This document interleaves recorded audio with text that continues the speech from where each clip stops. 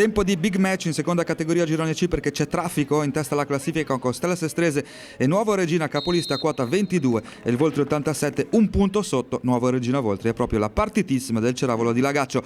I padroni di casa in maglia bianca sono la vera rivelazione del campionato, gli ospiti ponentini con la miglior difesa del torneo. Anche l'attacco però non è male e infatti dopo soli 4 minuti di gara è già 0-1 perché Fedri viene pescato in aria dall'eterno Sidio Rizza. Il numero 9 controlla col petto e di potenza col sinistro sblocca subito la partitissima. È un gancio in pieno volto a pochi secondi dal suono del gong e infatti Loregina rimane stordita. Non c'è una chiara reazione della capolista e allora il Voltri a metà frazione con il cinismo delle grandi squadre colpisce ancora e ancora con Fedri che è letale in area di rigore. 2 occasioni per il numero 9, 2 gol, così come 2 assist per nonno Rizza. Si parlava di cinismo. L'11 di Paganetto sotto shock, la rete la segnerebbe anche ma nella propria porta perché un minuto dopo parò nel tentativo di anticipare Fedri segna di testa la più classica delle autoreti per lo 0-3 che sa già di sentenza al 23esimo di un primo tempo che si chiude con la doppia occasione per Barraco. Il numero 7 prima spara alto da posizione ottimale, poi in tuffo di testa centra la parte bassa della traversa. Non cambia l'inerzia del match alla ripresa del gioco e anzi il Voltri continua a premere sull'acceleratore.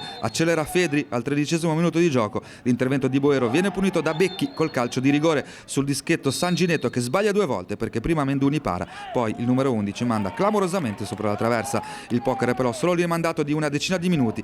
Al 20esimo infatti su una punizione dei 20 metri sul pallone c'è nonno Sidio Rizza. Il tempo per un attimo si ferma ad equazionarlo con lo spazio, ci pensa la carezza delicata che questa leggenda del calcio ligure dedica al pallone come un padre farebbe col figlio per la rete che chiude di fatto l'incontro. La Nuova Regina rimane in 10 per espulsione troppo severa di Parodi. Il suono sordo della traversa colta su punizione da Michael Bianchi è la sigla sui titoli di coda che consacrano il Voltri, rimandano alla prossima la Regina e confermano la Stella Sestrese capolista solitaria del girone.